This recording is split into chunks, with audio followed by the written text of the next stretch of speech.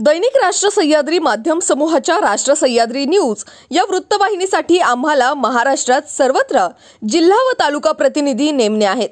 Electronic मीडियात career करण्याची इच्छा असणाऱ्यांनी अवश्य अर्ज करा। अनुभवी उमेदवारांना प्राधान्य दिले जाईल।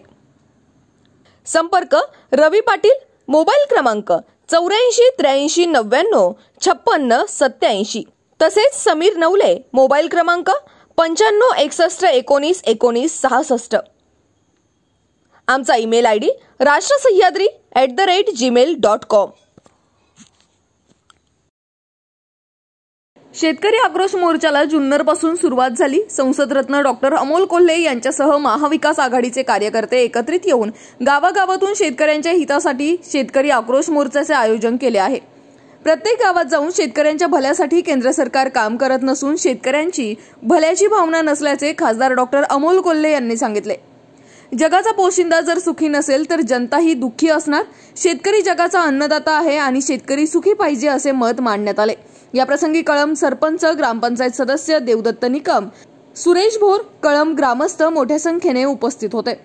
जनता पक्षाचे प्रदेशाध्यक्ष आदरणीय बावनकुळेजी यांचं मनापासून आभार मानतो की भारतीय जनता पक्षाचा शेतकरी विरोधी चेहरा हा त्यांनी जनतेच्या समोर आणला। याबद्दल मी त्यांचा मनापासून आभार मानतो आणि माननीय बावनकुळेजींच्या निदर्शनास एक छोटी गोष्ट आणून देऊ इच्छितो। ती म्हणजे जेव्हा आपण सरकारी यंत्रणांचा वापर करून जो विकास रथ आहे हा विकास रथ गावोगावी पाठवताय, तेव्हा सर्वसामान्य शेतकरी दंडुके घेऊन हा विकास रथ पळवून लावतोय। सर्वसामान्य शेतकरी या विकास रथाच्या मार्फत आपला जो प्रचार आहे याला विरोध करतोय, पण तोच सर्वसामान्य शेतकरी हा या शेतकरी आक्रोश मोर्चाचं उत्स्फूर्तपणे स्वागत करतोय। माता मावल्या ठेचा भाकरी आम्हाला खाऊ घालतायत।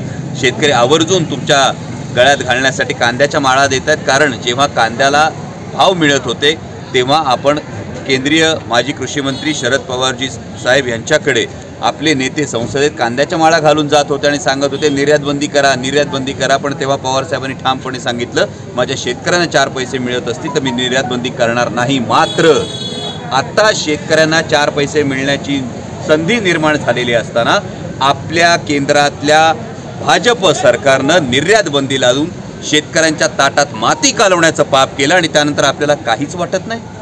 या सर्वसामान्य शेतकऱ्यांचा आवाज तुमच्यापर्यंत पोहोचण्यासाठी अपेक्षा होती, आपल्याकडून अपेक्षा होती की होय या शेतकऱ्यांच्या मागण्या आम्ही केंद्र सरकारकडे आग्रहानं मांडू, पण हे न करता आपल्याला यातही राजकारण दिसतं आणि आपण म्हणता या शेतकरी आक्रोश मोर्चाचा काहीही उपयोग होणार नाही।